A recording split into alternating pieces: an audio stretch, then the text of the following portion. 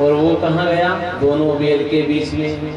अब दोनों बेल कह रहे भैया तू यहाँ बीच में क्या कर रहा है, निकल जा, मर जाएगा। बीच में मत रहे, मर जाएगा, निकल जा यहाँ से। बेल कह रहे उस कुत्ते को कि भैया गाड़ी में बहुत वजन है, ध्यान रखा हुआ है इसके ऊपर, तू निकल जा, तेरी मृत्यु हो जाएगी, नीचे आ जाएगा तो वो कुत्ता क्या कह रहा है?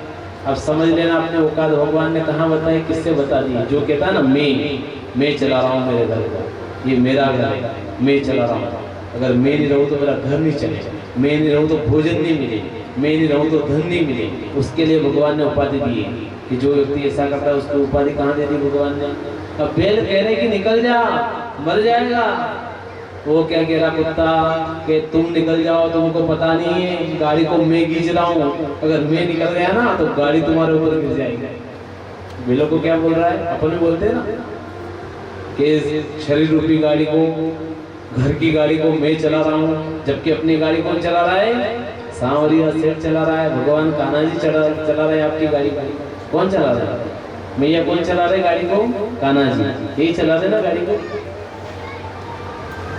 तो उसने क्या कहा कि भैया तुम निकल जाओ, मैं अगर निकल गया ना तो गाड़ी तुम्हारे ऊपर घिर जाएगी। बेल कह रही कि तू सही बोल रहा है तो हम निकल जाएंगे, तू चला रहा है तो फिर हमारा क्या काम है? भगवान ऐसे ही कहते हैं जैसे बेल कह रहे हैं कि भैया अगर अपने परिवार की गाड़ी को तू चला रहा है तो मैं क्या करूं तुम्हारे बीच में, मैं निकल जाता हूं और तू गाड़ी को खींच के चल। तो दोनों बेल निकल गए तो वो गाड़ी क्या हुआ?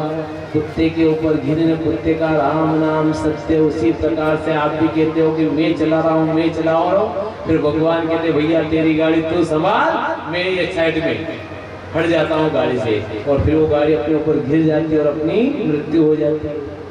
तो कभी जीवन में मत कहना कि मेरी गाड़ी को मैं चला रहा हूँ, घर की गाड़ी को। किसी ने किसी परिवार में कोई भाग्यवान है, उसके द्वारा अगर आपके घर में कुछ अच्छा हो रहा है तो भगवान की कृपा से, उसकी कृपा से हो रहा है। और ये कहना कि घर में एक व्यक्ति की वजह से काम नहीं चल रहा है, कोई न कोई भगवान का उसमें भक्त होगा ना, तभी तो अपना काम चल रहा है, समय समय पर खाना मिल रहा है। तो लक्ष्मी मैया से प्रार्थना की कि मैया कैसे भी करके आप पधारो और भगवान को लेके आओ। तो लक्ष्मी मैया गए पाताल में। पाताल में गए ने डोरी बांध बैठे। भगवान बिल्कुल गेट पे, मेन गेट पे सिक्योरिटी रहते ना, वो तो मेन गेट पे रहेंगे ना, तो भगवान मेन गेट पे बैठे। भगवान ने कहा कि रुक जाओ, अंदर नहीं जा सकते आप। क्या कहा लक्ष्मी से कि अंदर नहीं जा सकते और रुक जाओ। तो लक्ष्मी मैया कह रही है कि भगवान मैं राजा की बहन हूँ, अगर राजा को पता चला ना कि बहन का अपना अपमान कर दिया तो नौकरी से हाथ धोना पड़ेगा, नौकरी से आपको हाथ धोना पड़ेगा। मैं राजा की बहन हूँ, मेरे को क्यों रोक रहे हो आप? तो भगवान सब समझ गए। भगवान ने कहा कि मेरे को लेने की योजना भगवान शिव ने बनाई। किसने बनाई? अगर शिव को कोई कष्ट आता है तो योजना कौन बनाते हैं? भगवान नारायण। और नारायण किसी असमंजस में होते हैं तो फिर योजना कौन बनाएगा? भगवान भोलेनाथ। कि सारी योजना शिव की। अब लक्ष्मी मैया अंदर गए ना तो राजा बलि के पास में गए। भाद्रपद महीने में जो राखी का त्योहार आता है, एक कच्चा सूप लेकर गए। आजकल कौन सी राखी चलती है? फैंसी राखी है ना। और एक डोरा लेकर गए मैया, लच्छे का डोरा होता है ना, ऐसा एक डोरा लेकर गई मैया। और राजा बलि से कहा कि भैया आज रक्षाबंधन है तो मैं आपको राखी बांधना चाहती हूँ। तो बलि ने कहा कि अच्छा बहन कहाँ से आई हो आप? क्या आई कहाँ से हो आप? कि मैं कहीं से भी आई, परंतु मैं आपको भाई मानती हूँ और राखी तो आपको बंधवाना पड़ेगा। आज भी राखी बांधते हैं ना आज, पर विदर्भी लोगों से राखी मत बंधवाना। जो विदर्भी लोग हैं ना आपका फायदा उठाते हैं, उन लोगों से सावधान रहना है। कथा कह रही है माता, जिसकी बुद्धि खराब है, जिसके आंखें खराब है, उससे कभी आप राखी मत बनवाना, ये जीवन में याद रखना। और वैसे पति परमेश्वर एक होते हैं, बाकी सभी आपके भाई और पिता समान है। तो राखी भगवान राखी बांधी लक्ष्मी मैया ने राजा बलि को, राजा बलि ने भी बहन के राखी बांध दी। अब राखी बांधने के बाद में अपने यहाँ कोई बहन आती है, भाई के वहाँ बहन जाती है ना, तो राखी बांधती है ना। क्यों माता, भाई को आपने राखी बांधी कि नहीं बांधी? अच्छा, राखी बांधने के बाद भाई कुछ देता है कि नहीं देता है आपको? कि कह देता है वहाँ ऐसे चले जाओ, देता है ना? कहता है, क्या कहता है भाई कि मांग क्या चाहिए तेरे को, कहता है ना कि मांग क्या चाहिए, जो चाहिए मैं दे दूंगी तेरे को, क्या चाहिए। तो राजा बलि ने भी मांगा, राजा बलि से लक्ष्मी मैया ने मांगा। राजा बलि बोल रहा है क्या चाहिए वही तेरे को बता, जो चाहिए वो ले ले, अभी जो भी चाहिए वो ले ले। तो माता जी क्या करे, लक्ष्मी मैया पहले वचन दो, पानी लिया, जल दिया, हाथ में वचन लिया कि जो मैं बोलूंगी उस बात से मुकरोगे नहीं आप, जो मैं मांगू ना उससे मुखर मत जाना, पलट मत जाना बात से। राजा बलि ने कहा कि बिल्कुल नहीं पलटूंगा, मेरे पिता कौन है आपको पता है, पहला चीज तुम्हें पलटने जैसा दिख रहा है क्या आपको? सत्य के लिए मेरे पिताजी ने पिता से विद्रोह कर लिया, तो मैं नहीं पलटूंगा, चिंता मत कर, बता क्या चाहिए। वचन ले लिया कि भगवान जो आपके यहाँ डोरीवान बनकर आपकी रक्षा कर रहे हैं ना, राजन भैया रक्षा कर रहे हैं ना आपके, वो मेरे को पसंद आ गए हैं, उनको मैं साथ में ले जाना चाहता हूँ, वो मेरे को पसंद आ गए हैं। राजा बलि समझ गया है कि नारायण तो थे ही थे, लक्ष्मी मैया भी अपने घर पर आ गया। अब इसका अर्थ आप समझे कुछ के नहीं समझे? कथा क्या कह रही है आप, क्या कह रही कथा? लक्ष्मी के पीछे मत भागना, लक्ष्मी आपको छोड़ के चली जाएगी। नारायण के पीछे भागना, लक्ष्मी दौड़ दौड़ कर आएगी। किसको आप लक्ष्मी पूजा करते हो ना दीपावली में, किसकी पूजा करना आपको? केवल लक्ष्मी की मत करो ना, जो लक्ष्मी एक दिन दो दिन में चली जाएगी। नारायण को बिठा के पूजा करना, तो लक्ष्मी हमेशा के लिए वास करेगी आपके घर में। अकेले लक्ष्मी की पूजा आप ना करना, क्योंकि नारायण वहां पे थे राजा बलि के वहां, तो लक्ष्मी मैया को आना पड़ा कि नहीं आना पड़ा? अब जब तक नारायण नहीं जाएंगे तब तक लक्ष्मी मैया जाएगी क्या पति को छोड़ के? उनके पास में रहेगी ना।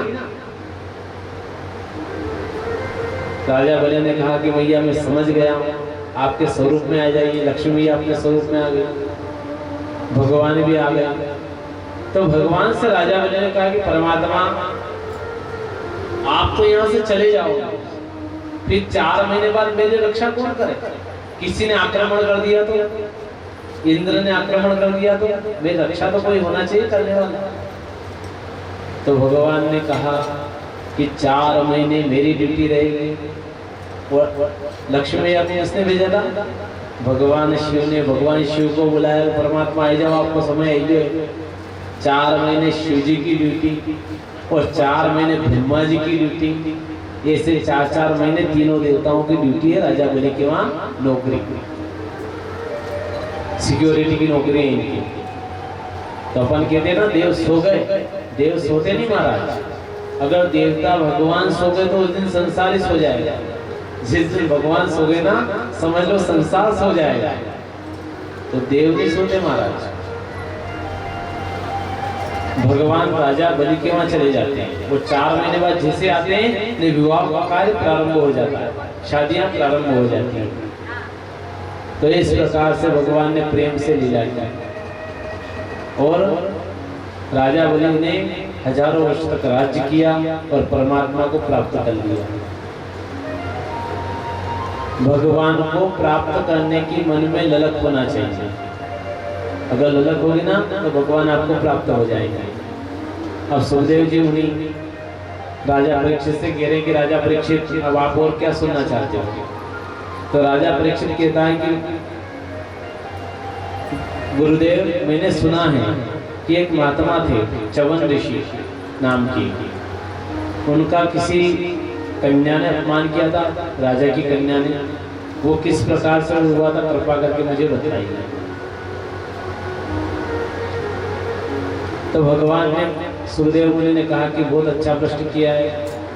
एक च्यवन ऋषि नाम के एक ऋषि थे, वो भगवान की भक्ति करते थे, परंतु आज भी भगवान की भक्ति वाले भी लोग हैं। बहुत सारे ढोंगी जो कपड़े पहन लेते हैं और बता देते हैं कि हम पूजा करते हैं, हम संत हैं, महात्मा पर की है नहीं। ढोंगी, अगर आप पूजा कर रहे हो, पाठ कर रहे हो, बहुत बार महात्मा आते हैं, लाओ साहब हैं, तुम आत्मा है, तुम आत्मा है, ये क्या कंती महात्मा थी कीधा नहीं आपने भाई यो नहीं पीनो कहाँ नहीं पिया। भगवान भोलेनाथ ने तो पीता कहीं, भोलेनाथ आपके बड़े बेटा का मान कर ए भगत पी जा, हमारे अंडे पे नहीं तो बंजी लग जाएगा, क्योंकि भगवान ने आपने कि तो बीड़ी पिएगा तो थारा उड़ाऊंगा। अच्छा, भगवान ने जो पिया वो आप पी सकते हो क्या, यूँ बताओ। तो अगर भगवान ने जो पिया अगर वो आप पी लोगे तो मैं कह रहा हूँ कि आप पियो, बीड़ी पियो, सिगरेट पियो, तंबाकू खाओ, भरपूर मात्रा में खाओ। अगर 3 पी रहे हो तो 10 पी, पर भगवान ने पिया वो भी चेक करो थोड़ा बहुत। आगे कथा आएगी समुद्र मंथन की, विष आया था तो फिर आखिर में सब देवता हार गए, और किसने पिया, भगवान शिव ने। और फिर विष पीने के बाद में भी कंठ से नीचे नहीं जाने दिया। क्यों नहीं जाने दिया, क्योंकि मेरे आराध्य भगवान नारायण का वास है, उनके वहां तक विष नहीं जाना चाहिए, तो कंठ में रोक दिया था भगवान। तो थोड़ा बहुत कभी वो भी चेक कर लीजिए, जो बीड़ी पे, सिगरेट पे, विकी के नहीं पढ़ान की तो बीड़ी पिया, तो थोड़ा बहुत वो भी पीने देख लीजिए, कशोक लगेगा। तो परमात्मा के सिंह कृपा से च्यवन ऋषि थे। एक दिन क्या हुआ कि राजा शयाति अपनी कन्या सुकन्या के साथ में वन को घूमने के लिए गए थे। शयाति राजा थे ना, उनकी कन्या का नाम था सुकन्या, उसको लेकर वन में गए थे।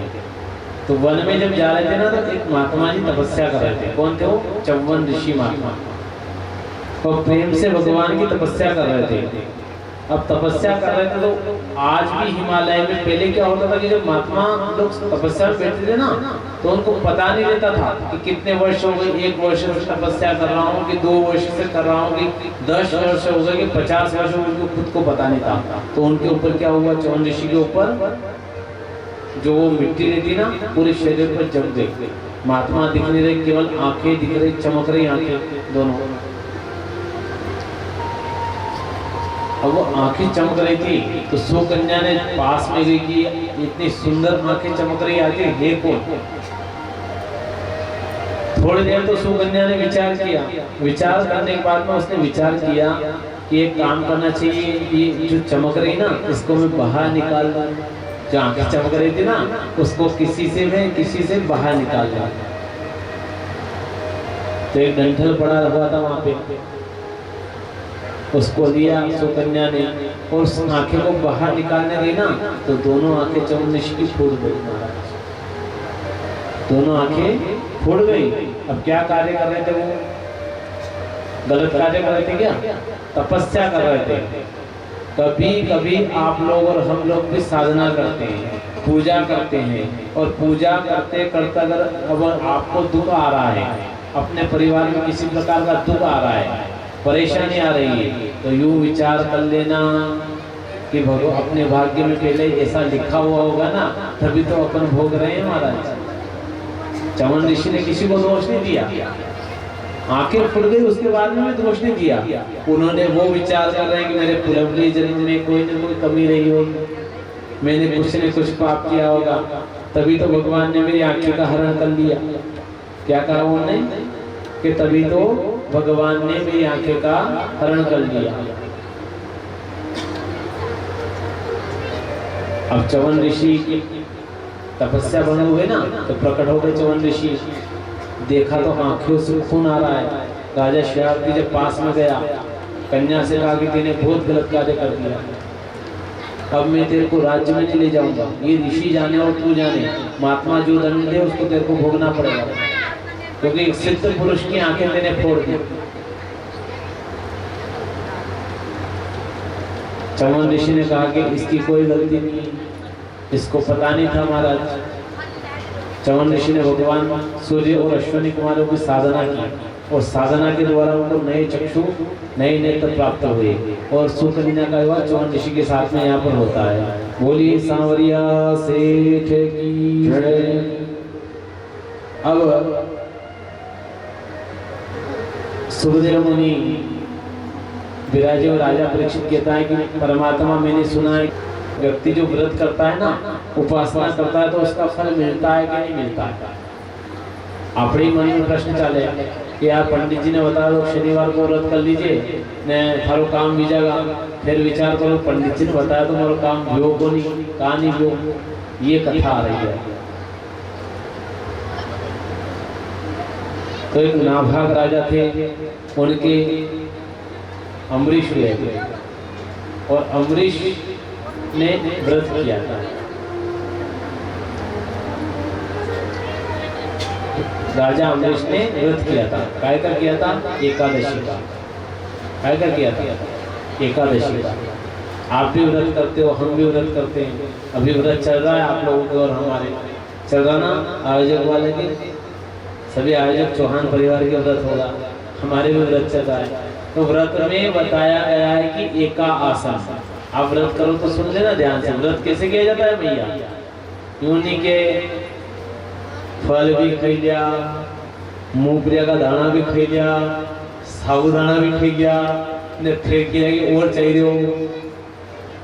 अच्छा मेरे को ये बताओ भैया कि जिस दिन व्रत करते हो उस दिन ज्यादा भोजन करते हो कि जिस दिन भोजन करते हो उस दिन ज्यादा भोजन करते हो? बता दो आप। कई कोनी महात्मा जी पंडित जी जनन व्रत रहे नहीं वंदन ज्यादा जीवा में जनन व्रत नहीं वंदन तो सीमा रे क्यों सुबह जीवा है फिर हाथ का जीवा है। और जनन व्रत वंदन महाराज जी में सुट्टा बलि जाओ हुंडो भी रे मांगे बस जिमता जाओ, थोड़ी देर दाना खा दो, थोड़ी देर फल खा दो, थोड़ी देर योग खा दो। व्रत इसलिए रखा जाता है कि भगवान के भजन हो सके। व्रत कार्य के लिए रखते हैं अपन? भगवान के भजन कीर्तन और आराधना हो सके। और विज्ञान ने भी माना है, विज्ञान जो है ना साइंटिस्ट उन्होंने भी माना है कि व्यक्ति को 7 दिन में 1 दिन भूखा रहना चाहिए। पर ये तो भगवान ने पहले ही योजना बना रखी है, नहीं बना रखी है, नहीं बनाई। 1 महीने में 2 एकादशी आती है महाराज।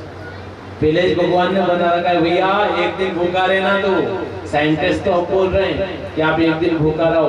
अगर दिन भर ठूसते रहे ना शरीर के अंदर तो आपका शरीर खराब हो जाएगा, लीवर खराब हो जाएगा, किडनी खराब हो जाएगी, अनेक प्रकार के पेट के अंदर रोग हो जाएंगे, गैस संबंधी प्रॉब्लम हो जाएगी। विज्ञान अब बता रहा है, पर मेरे भगवान ने पहले ही पता था कि इनके पेट खराब हो जाएगा। तो उन्होंने कहा कि भैया 1 महीने में 2 एकादशी आती है, वो दोनों तू करना, तेरा पेट खराब नहीं होगा। तो अपन एकादशी करते हैं ना, व्रत करते हैं, उसका नियम है।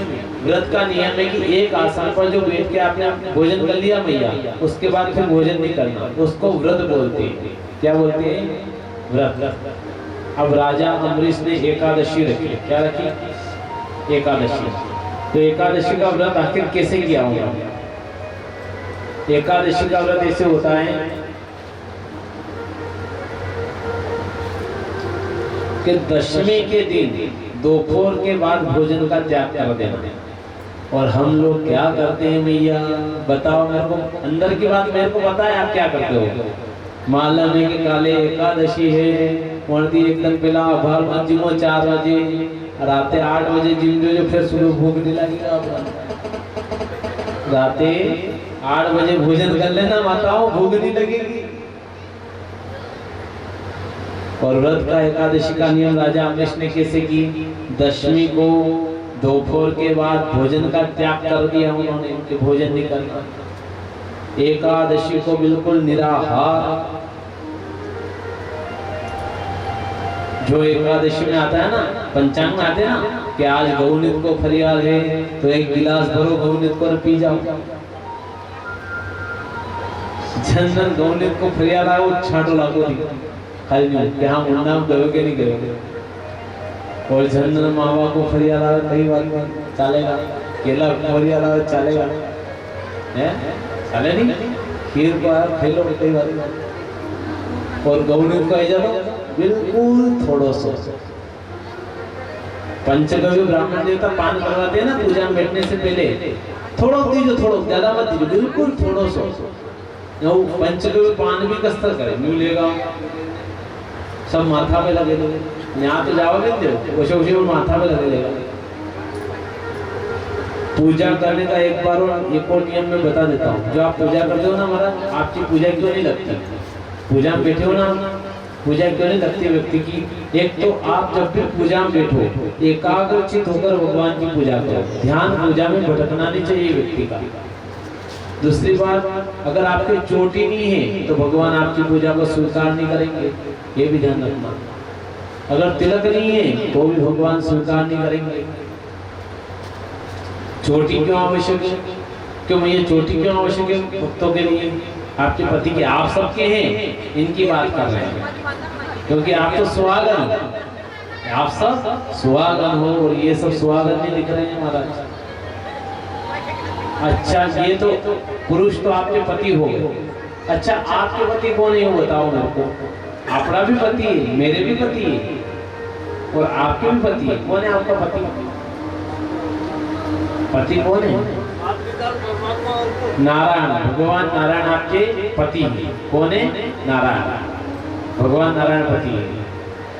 तो ये मांग भरते हैं यहाँ पर और अपन मांग भरते हैं यहाँ पर। तो ये मांग हमेशा भरना आपकी, किसके लिए? भगवान के लिए।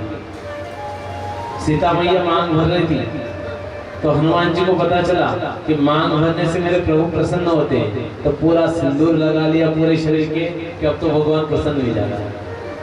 तो भरती के भरती हनुमान जी ने मांग।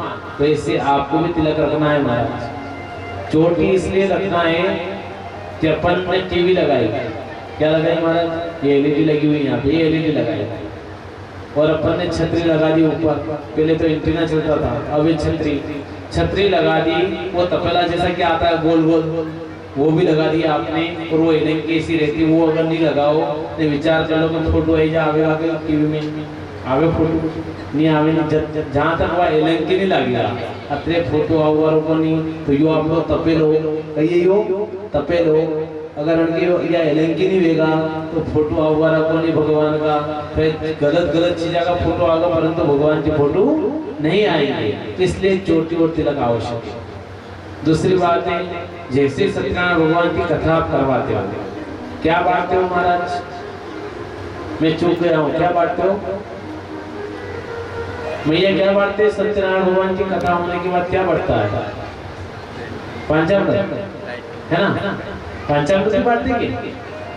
वो शक्कर मिला दो ना, शक्कर थोड़ी बहुत कम मिला तो जजमान की भी दे। अरे पंडित जी शक्कर भूल गए, शक्कर हो गया मिला था अंदर के, शक्कर मिले थे उनमें, तुलसी फल डालते उनमें। अरे दादा खाली पंचामृत ही आपने खाणो है तो घरे तपेली लो, शक्कर मले लो उनमें, घी मले लो उनमें, तुलसी पत्र मले दो, खाया करो रोज, मोक्ष हो जाए। पंचामृत खावाती मोक्ष में तो रोज खाओ। पंचामृत कभी भी नहीं बढ़ता है, जीवन में याद रखना। पंचामृत कभी भी नहीं बढ़ता है। शास्त्रों में कहीं उल्लेख नहीं कि आप पंचामृत बांटो। अगर किसी शास्त्र में लिखा है कि पंचामृत बांटो तो मेरे को बता देना, क्या मानता हूँ। किसी शास्त्र में ऐसा लिखा कि आप पंचामृत बांटो। पंचामृत हमेशा भगवान के ऊपर चढ़ता है, बैठता नहीं। किसके ऊपर चढ़ता है? मेरे ठाकुर जी के ऊपर पंचामृत से स्नान होता है, बैठता नहीं है। क्या बढ़ता है फिर? भगवान का जो अभिषेक किया, अभिषेक के द्वारा चरण में जो चरणामृत निकला, उस चरणामृत को अगर आप बांटोगे तो उससे मोक्ष की प्राप्ति होती है। पंचामृत से मोक्ष नहीं होता महाराज। ये छोटी छोटी बातें याद रखना। कथा होना तो पंडित जी से कहना है भगवान अभिषेक कराओ, अभिषेक करवा के उस पंचामृत को आप बांटना। पंचामृत को नहीं बांटना और चरणामृत को बांटना। पंचामृत चढ़ा के चरणामृत को आप बांट देना, तो उससे सभी का कल्याण होगा। पंचामृत से कल्याण नहीं होता है। ये पूजा के नियम है। पूजा कर रहे हैं तो प्रेम से, नियम से नहीं, पता नहीं है तो फल नहीं मिलने वाला है। तो इन्होंने एकादशी का व्रत रखा, तो दशमी को दोपहर के बाद निराहार, एकादशी को निराहार। अब एकादशी का नियम है कि एक ब्राह्मण को भोजन करवा करके फिर भोजन ग्रहण करना। पहले एक ब्राह्मण को भोजन करा दो, उसके बाद भोजन ग्रहण करना, तो एकादशी का फल मिलता है।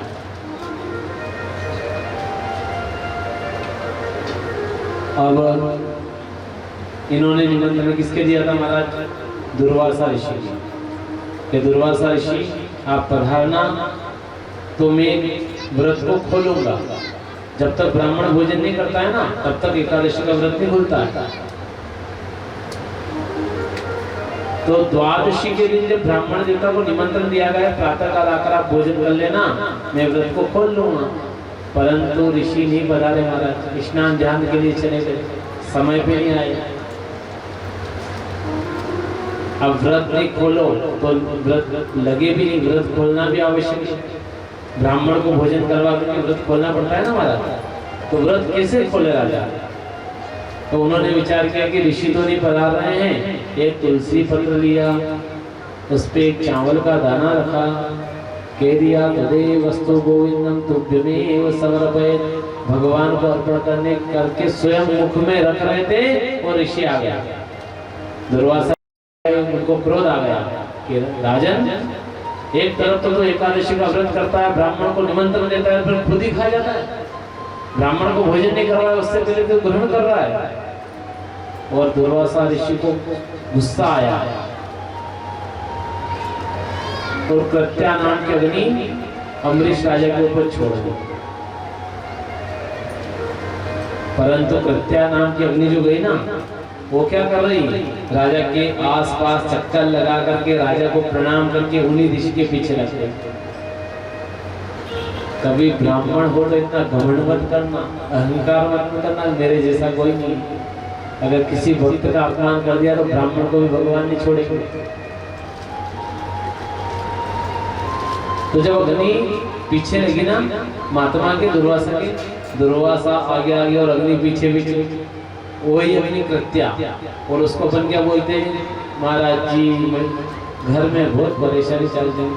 माताएं बोलती है ना, मेरी भैया कहती है घर में बहुत परेशानी चल रही है, क्या मालूम किसी ने मोट डाल दी महाराज, अब क्या होगा मेरे घर का?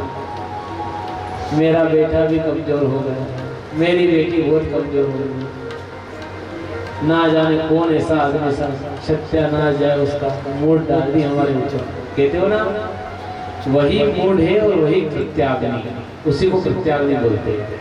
और अपन हिंदी में उसको बोलते हैं मूड। तो कोई मूड डाले तो डरना मत, सबसे बड़ी बात तो कोई अगर मूड डाल देना तो डरना मत लोगों से। भगवान से बस प्रार्थना कर लेना, परमात्मा कोई भी मेरे प्रति कैसा भी व्यवहार करे, मूड डाले, कुछ भी करे, पर सामरिया से तो रक्षा करने वाला है। जो सामरिया से के भरोसे रहती ना गाड़ी, तो टेंशन की कोई बात नहीं होती महाराज। कान्हा जी की अगर आपकी गाड़ी सुप्रत है ना तो कोई टेंशन की बात नहीं है, सब मोड वगैरह सब ये निपट लेंगे। इनको सब पता है कि कौन सी चीज को कैसे निपटा जाए, आपको चिंता करने की आवश्यकता नहीं है। अगर कोई आपके ऊपर बहुत साल होता है कि नींबू काटे, नींबू फेंकी दे। पंडित जी सुबह सुबह देखो मैंने हमारे घर के इनके नींबू पड़े था, अरे दादा नींबू का शायद 100 रुपये किलो चल जाए, अपने वहाँ पहुँचे नारगढ़ पहुँचे तो नींबू घना करके उड़द की दाल लेवाने उन्हें सिंदूर में करना उनके वहाँ धक्या ला। तो उड़द अगर ज्यादा हो तो भी आपने यहाँ पहुँचे तो खेलना है नहीं, ज्यादा टेंशन मत लीजिए। आप लोगों को जो वोट डालते ना उन लोगों को कहना कि अगर आपके पास ज्यादा है ना तो नाहरगढ़ वाले पंडित जी बताते हैं, बोले हिंदू में करें ना, बोले आटा कर वहाँ बेच दो, 1 कुंटल 2 कुंटल जितने से वो बेच दीजिए, आप टेंशन मत लीजिए, आप आरोग्य लाए होना है नहीं। तो कभी इन लोगों से डरना मत आप लोग, है ना। भगवान के सुपुर्द कर देना, कोई भी कुछ आपके ऊपर करे, भगवान तू जाने और तेरा काम जाने, है ना। जैसे राजा ने हाथ जोड़ा के जोड़ा, अम्बरीश राजा ने जो अग्नि छोड़ी कि परमात्मा आप जानो, बचा लो, ये गाड़ी आपके हवाले। कैसे? मेरी गाड़ी है तेरे हवाले, तू जाने तेरा काम जाने। मेरी गाड़ी है तेरे हवाले, तू जाने तेरा काम जाने। मेरी गाड़ी है तेरे हवाले, तू जाने तेरा काम जाने। मेरी गाड़ी है तेरे हवाले, तू जाने तेरा काम जाने। तू जाने तेरा काम जाने, तू काम जाने, तू जाने तेरा काम जाने, तू जाने तेरा काम जाने। मेरी गाड़ी है तेरे हवाले, तू जाने तेरा काम जाने। मेरी गाड़ी है तेरे हवाले, तू जाने तेरा काम जाने।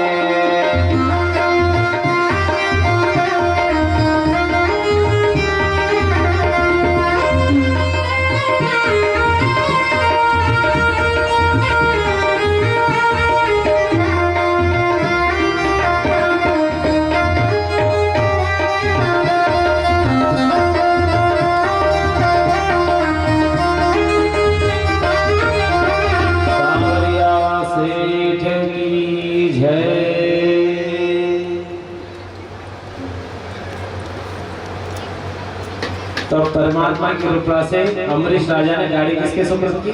भगवान की। तो भगवान की अगर आपने गाड़ी सुपुर्द कर दी, कोई आपके पास मूड डाल दे कि मैं इसका सर्वनाश कर दूंगा या मैं इसका जीवन खराब कर दूंगा, तो आपका जीवन खराब होगा क्या? राजा का खराब होगा क्या? अमरीश राजा का? जिसने डाली थी उसी के पीछे लगे हो। क्यों लगे? कि उसने भगवान के भक्त के ऊपर डाला। ऋषि महात्मा ने, दुर्वासा ने क्रोध में भगवान के भक्त के ऊपर डाला। अब दुर्वासा ऋषि आगे आगे भाग रहे हैं, प्रत्याग ने पीछे पीछे उनके। सीधे कहाँ गए वो? ब्रह्मलोक में। ब्रह्मा जी कृपा करो, बचा लो मेरे को, अग्नि मेरे को जलानी भस्म कर देगी। ब्रह्मा जी ने कह दिया मैं नहीं बचा सकता। क्या कहा?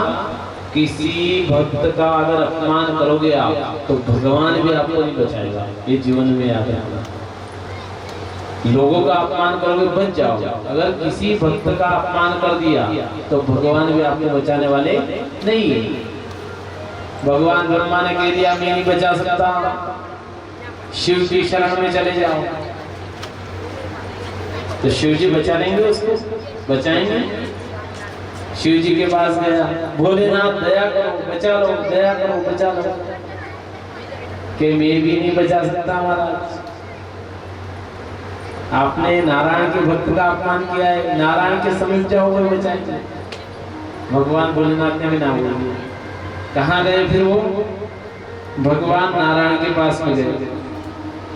नारायण से कहा परमात्मा बचा लो, परमात्मा बचा लो।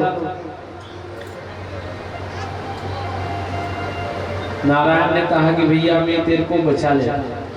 दुर्वासा ऋषि से कहा कि मैं आपको बचा लेता, परंतु आपने मेरे भक्त का अपमान किया है, तो मैं आपको बचाने वाला कौन हूँ?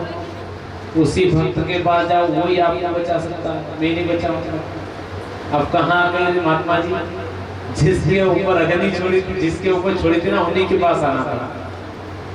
कभी अपन से भी गलती हो जाए, सामने वाले से आपने लड़ाई कर ली और उसने किसी प्रकार का आपके ऊपर दावा या केस ठोक दिया, आप दुनिया में कहीं भी चले जाओ, वकीलों के पास चले जाओ, वकील लोग पैसे ले लेंगे, केस चलता रहेगा, आपको बर्बाद कर देंगे वकील लोग, पर न तो केस जीत पाओगे न हार पाओगे। अंत समय क्या होगा कि समझौता कर लो भाई। किसके पास जाना पड़ेगा? जिसने केस ठोका उसी के पास जाना पड़ेगा। कितने पैसे खराब हो जाते हैं अदालतों में, कितने लोग बर्बाद हो गए पैसे लुटा लुटा के, और अंत तो गतवा क्या हुआ कि भैया आप आधार जाओ, समझौता कर लेते हैं, है ना? तो कहाँ गए वो वापिस? महात्मा जी के पास में गए, राजा के पास में गए दुर्वासा ऋषि, और कहा कि अमरीश मेरे को बचा ले। तो अमरीश राजा कह रहा है कि भगवान आप तो महात्मा, ज्ञानी, ध्यानी, आप इस छोटी सी अग्नि से डर रहे हो, ये आपका कुछ नहीं बिगाड़ सकती। आप मेरे पास आराम से विराजो और आप भोजन करो, आपको ये अग्नि कुछ भी नहीं करेगी। राजा अमरीश ने हाथ ऐसे किया, अग्नि वहीं पे शांत हो गई, अग्नि खत्म हो गई। त्यागने मूर्ति ना वहीं पर खत्म हो गई। क्यों हो गई? क्योंकि उन्होंने नियम से व्रत किया था। फिर उन्होंने कहा दुर्वासा ने कि क्यों, मैंने तो राजन तेरा नाश चाहा था कि तेरा नाश हो जाए, परंतु तेने मेरे को क्यों बचाया कि मेरे मन के अंदर किसी के प्रति ग्लानि नहीं। मेरे भगवान कहते हैं कि हर व्यक्ति की आत्मा एक जैसी है। आपकी आत्मा, मेरी आत्मा, एक छोटा जीव, एक कीड़ी, उसकी आत्मा, एक गाय की आत्मा, भैंस की आत्मा, बकरे की आत्मा, अपनी सबकी आत्मा एक जैसी है, केवल शरीर की बनावटें अलग अलग है। जिसने जैसा कर्म किया वैसा भगवान ने उसको फल देकर भेज दिया संसार में। तो आप लोग भी 11 रहते हो। क्या रहते हो महाराज? 11। कैसे रहते हो आप 11? कैसे रहते हो 11? आप सब रहते हो ना 11?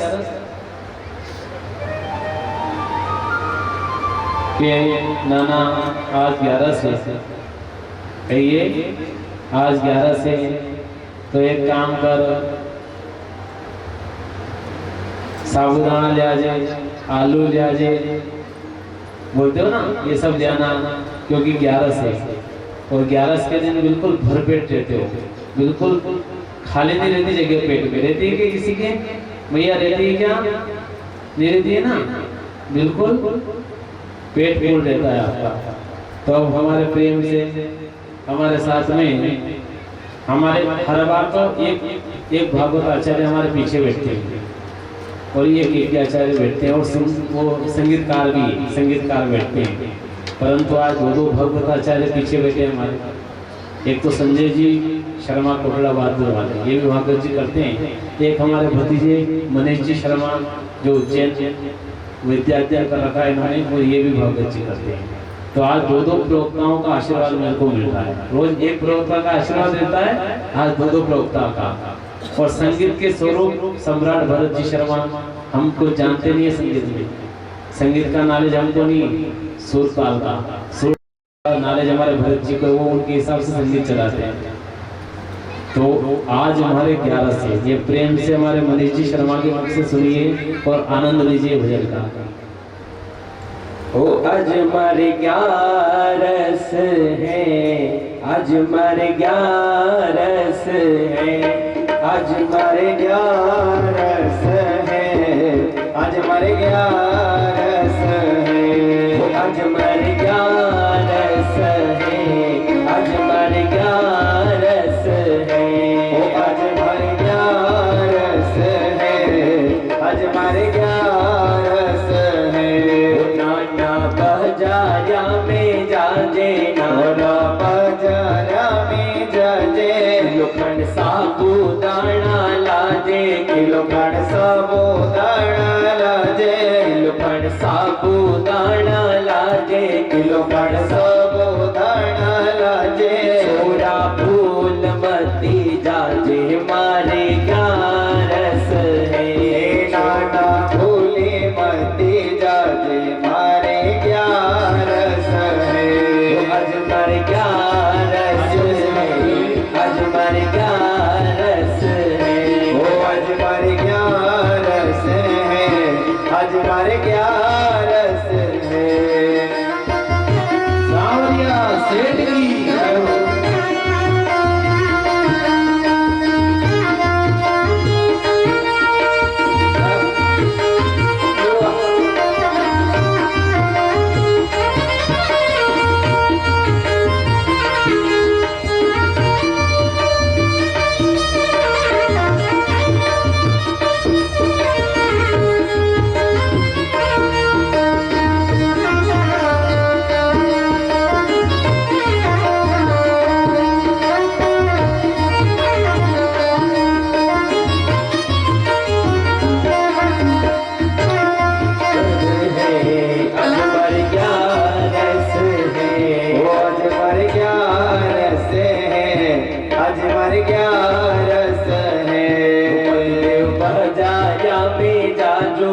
देव बाजारा में जाजो, लोखंड केरा लई आजो, लोखंड केरा लेता आजो, लोखंड केरा लेता आजो, लोखंड केरा लेता आजो, तू भूल मती जाजो मारे 11 है, ओके तो भूली मती जाजो मारे 11 है, तू भूल मती जाजो हमारे 11 है, ओरे तो भूली मती जाजो कल मर 11 है, आज मर 11 है, आज मर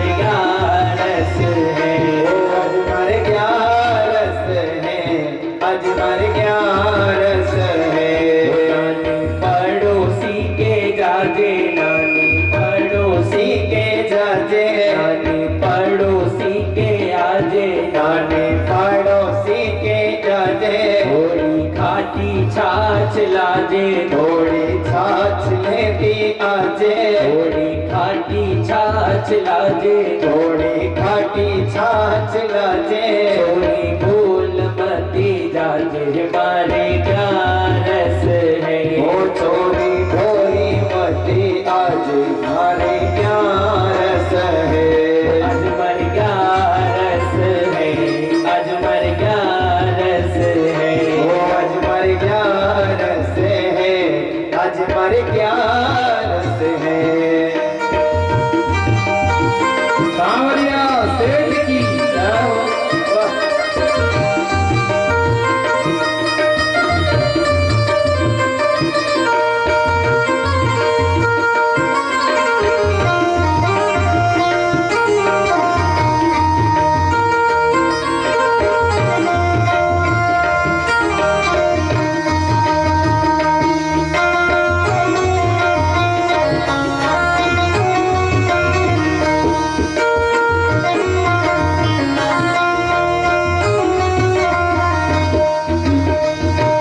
छोरी चुल्लर चोखे जाजे, छोरी चुल्लर चोखे जाजे, घीवर दूधरी चाय बना जे, घीवर दूधरी चाय बना जे, नानी चुल्लर चोखे जाजे, नानी चुल्ला चोखे जाजे, घीवर दूधरी चाय बना जे, घीवर दूधरी चाय बना जे, वन में पानी माती कुड़जे मारे क्या रस है, वन में पानी माती कुड़जे मारे क्या रस है, आज मर क्या रस है, आज मर क्या रस है, ओ आज मर क्या रस है, आज मर क्या रस है,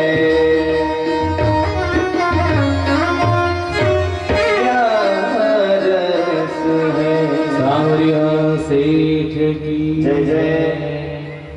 तो मेरी मैया 11 स्मृति उस दिन मंगवाते हो ना, दशम के दिन पति देवता दी कीधो कि देखो पति देवता आप जई रानी मंसूर जई रानी तो आलू भूली मत जाओ, आलू बिल्कुल लेने आ जाओ और साबुदाना भी ला जाओ, वर लक्ष्मण का ला जाओ, जल्दी कर जाएगा, नौकर लेने मत आ जाओ, अच्छा वाला ला जाओ। मंगवाते हो ना, अच्छा साबुदाना आई गया, आलू आई गया, मिर्ची मसालो मली गयो, अच्छा खाली खिचड़ी होने लगी। फिर देखिए नानी ने बुला के नानी आओ, पड़ोसी के वहाँ कणके में छाछ बनी हुई नहीं तो थोड़ी लिया, तो आराम से मेरी मैया उसको खा लेगी, प्रेम से खा लेते हो ना। खिचड़ी करके बनाओ साबुदाना दी, चलो इतनी सी बनाते वहाँ तक ठीक बात है, एक आसान से थोड़ा बहुत एक अल्पाहार आपने लिया है, क्योंकि व्रत इसीलिए रखा जाता है कि भगवान की साधना करें। नहीं तो व्रत कोई रहने से कोई किसी का मोक्ष होता है कि ये मेरे को बताओ क्या बताओ। व्रत रखने से किसी का मोक्ष होता है क्या? होता है, राजा अमरीश के जैसों का नियम से जो किया जाता है। अन्यथा अगर भूखे रहने से मैया मोक्ष होता तो फुटपाथ पे कितने लोग पड़े हुए हैं अभी जो भीख मांग मांग कर गुजारा कर रहे हैं, वो सब तो स्वर्ग में जाना चाहिए, नरक में क्यों जा रहे महाराज? स्वर्ग की प्राप्ति होना चाहिए ना उनको। तो ये पशु पक्षी जल के कारण या अन्न के कारण इनकी मृत्यु हो जाती है, तो ये सब तो देवतुल्य हो गए, भगवान बन जाना था हैं, ये क्यों भटक रहे हैं योनियों में? तो केवल भूखे रहने से मोक्ष नहीं होता महाराज। सत्संग अगर नहीं किया, भले 10 दिन भूखे रह जाओ आप, मोक्ष होने वाला नहीं। क्या मैया? व्रत रखो ना, तो व्रत का नियम है किसी की निंदा नहीं करना। गुरु जी यो घणो खराब काम की तो आपने बाकी शब्द ये निंदा तो यो तो राखना तो व्रत में निंदा भी शब्द करी शका तो व्रत में को सफल भी जातो। हमें मेन चीज ही नहीं है निंदा नहीं करनी। अब व्रत करूँ तो कसता करूँ, निंदा नहीं करनी तो है। एक और नियम है उसमें, निंदा नहीं करना, झूठ नहीं बोलना मैया, माताओं झूठ नहीं बोलना।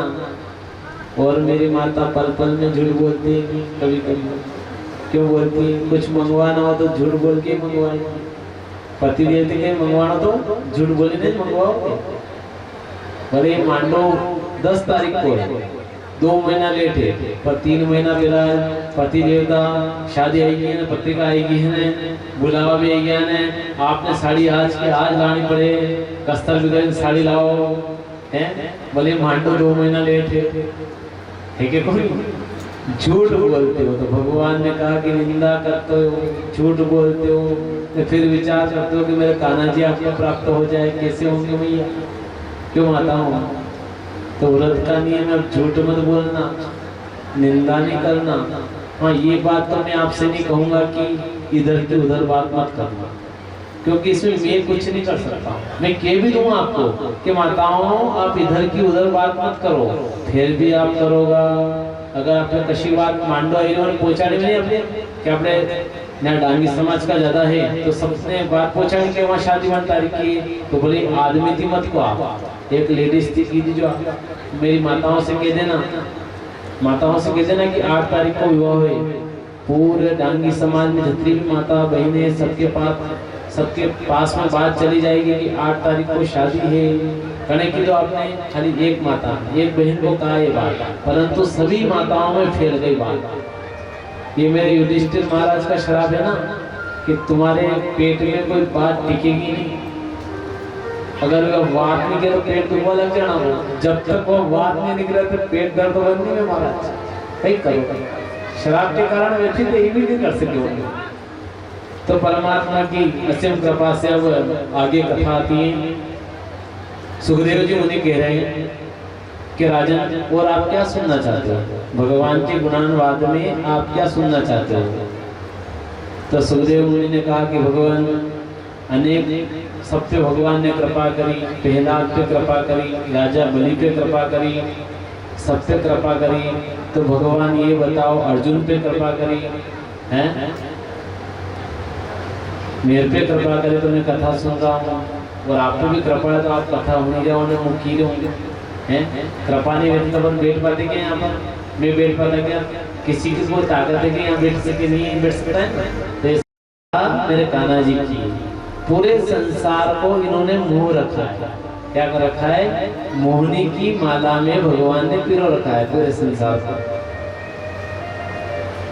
तो उन्होंने कहा कि परमात्मा में ये सुनना चाहता हूँ कि भगवान ने राजा पे कृपा करी, मानव पे कृपा करी, दानव पे कृपा करी, कभी भी ऐसे जीव पर कृपा करी जो बोल नहीं सकता है, नहीं बोले ऐसे जीवों पे कृपा करी क्या होगा। तो सुखदेव जी कह रहे कि बिल्कुल जो नहीं बोल सकता था उसके ऊपर भी भगवान ने कृपा करी है। कि कब करी भगवान, कि सुखदेव जी कहते हैं कि एक समय की बात है, शिव सागर के अंदर एक त्रिकुट पर्वत है, वहां पर हाथी गजेंद्र विचरण करते थे और हाथी का परिवार में पूरा वहीं पे रहता था, रोज पानी पीने जाते थे उसी सागर के अंदर। परंतु एक दिन क्या हुआ कि जब पानी पीने गए गजेंद्र राजा और उनकी पत्नी और सब गए, पुत्र भी गए, जब पानी पी रहे थे ना महाराज तो पुत्र भी पानी पी के निकल गए, हाथी की बच्चे, उनकी पत्नियां भी निकल गई, परंतु हाथी वहीं रह गया। अब कैसे रह गया वो कि उसने पांव थोड़ा अंदर रखा था ना, तो पांव हाथी में वजन ज्यादा होता है तो पांव थोड़ा फिसल गया उसका। अब जैसे ही पांव फिसला और ग्राह ने उसको पकड़ लिया, मगर ने पकड़ लिया। अपन भी कहीं जाते हैं ना महाराज, वो जब संकट आता है तो आपने पड़ोसी ने कहा है पड़ोसी वंचे ले रहे, ये पड़ोसी वंचे ले रहे, पड़ोसी नहीं आए महाराज। मेरी माता कहती है बेन वंचे ले, बेन नहीं है, आवे नहीं आवे। उसी प्रकार से हाथी ने कहा कि बचाओ बचाओ बचाओ, पुत्रों बचा लो मेरे को। कोई पुत्र नहीं आया साथ बचाने के लिए उनको। पत्नियों से कहा कि बचा लो मेरे को, मैं मर जाऊंगा, ग्राम मेरे को भक्षण कर लेगा, खा जाएगा, बचाओ। परंतु पत्नियां भी नहीं आई। अब हाथी ने पूरा बल लगा लिया बाहर निकलने के लिए। अपन भी अगर कुछ काम नहीं हो पूरी शक्ति लगा लेते हैं, काम फिर भी नहीं बन रहा है। और अंत समय क्या कहते हैं कि नारायण बचाओ, आप लोग भी कहते हो ना।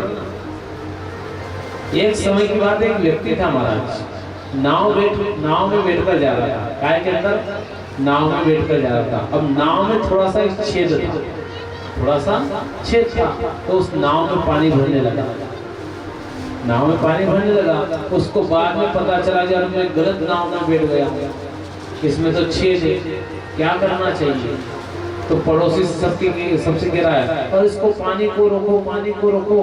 दूसरी आसपास नाव वाले बोला, अरे बचाओ, मैं नाव डूब रही है, बचाओ, ये नाव डूब जाएगी, हाड़ मांस का शरीर डूब जाएगा, इसको बचाओ। आपकी भी ये सब नावें हैं, हाड़ मांस का शरीर है ना, ये सब नावें हैं, बचाओ। थक गया कहते कोई घोड़े नहीं आई उनकी, कई मालूम करा कस्ता डूबी जो, कोई पास में नहीं आ रहा महाराज। सबको बोल दिया, कोई नहीं आया। फिर क्या करते हो आप? हनुमान जी महाराज वंचाओ। हनुमान जी ने विचार किया, मां भक्त पुकार जो है वो वंचाओ जाऊं उन्हें। हनुमान जी जैसे राम जी की आज्ञा में निकली जाता ने आपने, हनुमान जी ने तो छोड़िया, नारायण बचाओ नारायण। हनुमान जी तो मेरे स्वयं परमात्मा जा रहे हैं, मेरे अधिपति जा रहे, तो मैं क्यों जाऊं, मेरे परमात्मा बचाएंगे उसको। तो हनुमान जी वापस मंदिर में जाने लगे। अब आप गिरा था नारायण ने सोचा मैं बचाऊं मेरे भक्त को। अब नारायण आया था, थोड़ी देर नहीं, मैंने फिर विश्वास डगमगाया, अरे भोलेनाथ बचाओ। कितना झूठा बंदा है, कितनी झूठी माता है। झूठे हो ना, झूठे हो गए नहीं, भक्ति कर रहे हो, आपके बना रहे हो लोगों को। एक नाम पकड़ लो किसी का भी, 10 नाम लेने से उद्धार होने वाला है। सच्ची पूजा करो, परंतु इष्ट एक होता है। हनुमान जी ने किसका सुमिरन किया? किसका किया? सिर्फ राम। किसका किया? राम। कृष्ण अवतार में भगवान ने कृष्ण अवतार ले लिया, परंतु उस अवतार में भी हनुमान जी आए ना उनके साथ, तो किसका नाम सुमिरन किया? राम। उन्होंने कृष्ण का सुमिरन किया, नहीं किया ना? क्योंकि एक साधे सब सदे, सब साधे सब जाए, है ना? अगर एक के भरोसे रहेंगे ना अपन, तो ये नाव तर जाएगी। अपने कोई रीत होती है ना, मान लो आपके विवाह है भैया और शादी है बहन की या बेटी की शादी है, तो आप काम सौंपते हो, तो जो किसी एक प्रतिनिधित्व बनाते हो कि भैया ये तेरा काम है, आपका काम ये आपको करना है। अब वही काम आप 10 लोगों को बोल दो, वही काम बोलना है आपको, जो एक से बोला है ना कि भैया आपने रसोई की ध्यान रखनी, रसोई में खड़ो रहना है। एक आदमी की बोल दो, 2 की बोल दो, 10 आदमी की बोल दो। अब वो आदमी सोचेगा कि यार रोज होगा ध्यान रखवा रसोई में, आपने जेल के करा, वो सोचेगा वो फलाना जो होगा, वो सोचेगा वो फलाना जो होगा, अंत तक रसोई में कोई वीडियो देखो कहीं नहीं। एक व्यक्ति के सुब्रत होता तो उसको जाना पड़ता, पता है कि मैं नहीं जाऊंगा तो वो रसोई बिगड़ जाएगी। इसीलिए एक की साधना रखो भगवान की, एक की इष्ट रखो, पूजा सभी देवताओं की करना है। एक प्रश्न और आया था मेरे पास में, क्योंकि मैं प्रश्नों के उत्तर नहीं दूंगा तो आपको क्या पता चलेगा कि परंपरा आपने जब कोई ब्राह्मण जब पितृ भागवत करता है ना, ये प्रश्न आया था मेरे पास कि अगर पितृ भागवत हमने कर दी है तो क्या इन तस्वीरों को हम बहा दें, तस्वीरों को घर में ना रखें? ये भी मेरे पास बात आई थी। तो मेरी बात सुनो, एक होता है प्रेत, क्या होता है? प्रेत। और एक होता है पितृ, क्या होता है? पितृ। जब तक प्रेत रहेगा तब तक भटकता रहेगा। क्या करता रहेगा? भटकता। कोई ढीले अवार्ड ने मुंह तो मुंह मने बेवाड़, वो तो बेवाड़ ही नहीं हैं, हर डील में भगवान है क्या? नहीं गिरे बेवाड़। कहीं बिठाने का भागवत जी के अंदर निदान नहीं है कि किसी की मृत्यु हो जाए तो उसको बिठाना, महाराज बिठाना नहीं, भागवत जी करवा के उसका मोक्ष करवा दो। क्योंकि कोई भी मरता है तो मरने के बाद इस संसार से कामना नहीं रखता है कि मैं इस संसार में रहूं, रखता है क्या महाराज? ये शरीर चला गया तो उसके बाद में कौन सी कामना, क्यों रहे इस संसार में? जाकर अपन दूसरा जन्म लेना परमात्मा की कृपा से। कोई क्यों भैया कोई रहना चाहता है क्या संसार में? मरने के बाद कोई रहता है क्या? कोई कहेगा क्या नहीं पत्थर में हमारी मूर्ति, हमारा प्राण बिठे दे, कोई चाहेगा? जब तक वह मूर्ति उस पत्थर में बैठी रहेगी तब तक उसे दूसरा जीवन प्राप्त होगा क्या? ये बताओ मेरे को। आप शास्त्रों की बात शास्त्रों तो करना चाहते हो तो बताओ, उस पत्थर के अंदर किसको बिठा दिया आपने?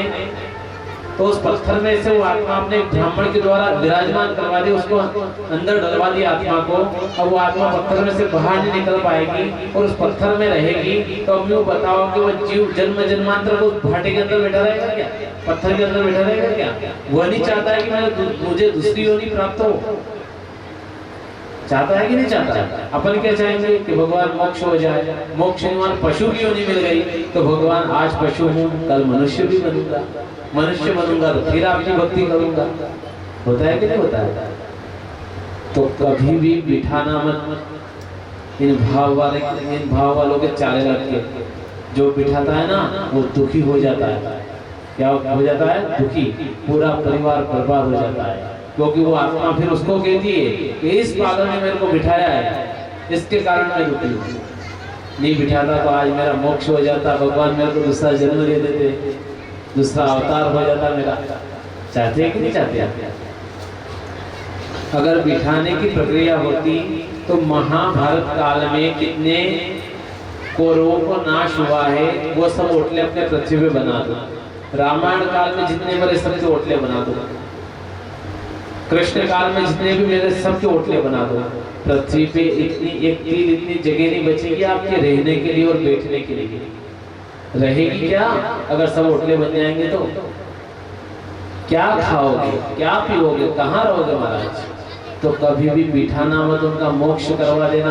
अगर उनका मोक्ष हो गया ना तो दोनों हाथों से आशीर्वाद लुटा के जाएंगे आपके ऊपर कि इनका कल्याण, इनकी वजह से मेरा मोक्ष हो रहा है। ये नहीं होते तो मैं भटक रहा था इतने साल से। अब एक और बात ये तो हो गई, क्योंकि प्रेत भटकता है और पितृ मोक्ष हो जाता है। क्या होता है? अब ये बात आई, फिर अगली बात मेरे पास आई, तो पंडित जी आपने कहा कि बिठाना नहीं मोक्ष हो गया, तो एक बार हमने भागवत जी करा लिया, एक बार हमने भागवत जी करा ली, उनका मोक्ष हो गया, तो उनके बाद में हम उनकी नैवेद्य अर्पण कर सकते कि नहीं कर सकते? ये भी बात आई थी मेरे पास कि उनको नैवेद्य चढ़ाना चाहिए कि नहीं चढ़ाना चाहिए। सबसे बड़ी बात तो अगर आपके पितृ जो हैं वास्तु के अनुसार और शास्त्र के अनुसार, पितृ भगवान की अगर तस्वीर आपके पास में है तो उसको दक्षिण दीवार पे लगाना और मुख करना उत्तर दिशा में। किधर करोगे? उत्तर की तरफ उनका मुख रहना चाहिए और दक्षिण दीवार पर तस्वीर। और तस्वीर कैसे रहना चाहिए? झुकी हुई, यूं खड़ी दबी नहीं रहना चाहिए। खड़ी मतलब जो तस्वीर थोड़ा सा उसको झुका के बैठा रहना, तो झुकी हुई होगी तो आशीर्वाद आपको मिलता रहेगा। और जब प्रेत से पितृ की पंक्ति में शामिल हो जाते हैं ना और वो चले जाते हैं तो वो कहते हैं कि भगवान अगर मेरे को दूसरी योनि भी मिल जाए, अगर ये मेरे परिवार वाला व्यक्ति मेरे को समय समय पर नैवेद्य और मेरी पूजा करता रहे तो इनका आप कल्याण करना। मैं तो दूसरी योनि में जा रहा हूँ परंतु इसको दुख नहीं आना चाहिए महाराज। तो ये आगे समझ में बात मैया, आगे समझ नहीं आएगी नहीं? क्या बोलना चाह रहा? आ गई? उनको आपने दक्षिण दीवार पे बिठा दिया उत्तर में मुख करके। अब जब श्राद्ध आते हैं 16 श्राद्ध है ना, गुर्जर समाज के, ठीक है ना? अगर गुर्जर समाज में हो तो उनके दीपावली के आसपास श्राद्ध आते हैं 3 दिन के, और अपने बाकी सभी समाज के 16 श्राद्ध आते हैं, है ना, आश्वरी महीने के अंदर। तो 16 श्राद्ध में एक रोटी देना, एक खीर बनाना, खीर के अंदर दाल डलवा देना। क्या डलवाओगे? दाल। और खीर अच्छी बना करके, रोटी बना करके, रोटी पे घी लगा करके, उस रोटी को मसल करके उन पितरों को नैवेद्य लगाना 16 दिन तक। आपके जो पूर्वज चले गए ना उनको नैवेद्य लगाना। अब कहोगे महाराज उनका तो दूसरा जन्म हो गया, आप नैवेद्य क्यों लगवा रहे हो? क्योंकि पितृ जब शामिल होता है ना पितृ पंक्ति में और उसको दूसरा जन्म मिलता है तो भगवान से कह के जाता है कि परमात्मा 16 श्राद्ध के अंदर और इसके विवाह के अंदर कुछ भी शुभ कार्य हो उसके अंदर अगर मेरे को नैवेद्य लगाता है ना भगवान तो इसका आप कल्याण करना। तो किसको सौंप के गया आपका काम? किसको सौंप के गया? मेरे कान्हा जी को सौंप के गया। कान्हा जी इनका ध्यान रखना। तो फिर आपका ध्यान कौन रखेंगे? कौन रखेंगे? कान्हा जी। क्यों रखेंगे? क्योंकि आपने अपने पितरों के उद्धार के लिए 16 श्राद्ध तक खीर और पूरी रोटी उनको जिवाई पितरों को। अब एक बात और आती है कि जो आपने पितरों को नैवेद्य लगाया महाराज, है ना, उस नैवेद्य को किसको खिलाना चाहिए? अब बहुत सारे व्यक्ति गाय को खिला देते हैं, जबकि गाय को उनका नैवेद्य नहीं लगता महाराज, पितरों का नैवेद्य गाय नहीं खाती है। गाय किसका नैवेद्य खाती है ये बताओ, किसका खाती है? झूठा किसका खा सकती है गाय ये बताओ? आप लोगों का खा सकती है? नहीं। हाड़ मांस का शरीर है, इसका झूठा गाय को खिलाए? किसका झूठा खाती है गाय? भगवान का। जो भगवान को निवेद्य लगता है ना, और अंत तो गत्वा वो किसको खिलाना चाहिए? गौ माता को खिलाना चाहिए। ये छोटी छोटी अगर बातें याद रखोगे तो आपका जीवन और घर परिवार सुधर जाएगा। तो वो गौ माता का, भगवान के जो निवेद्य लगाओ गौ माता को खिलाओ। भैरू बाबा जी के जो निवेद्य लगाओ चूरमा बाटी को, वो कड़े खवाड़ना काले कुत्ते को खिलाओ महाराज।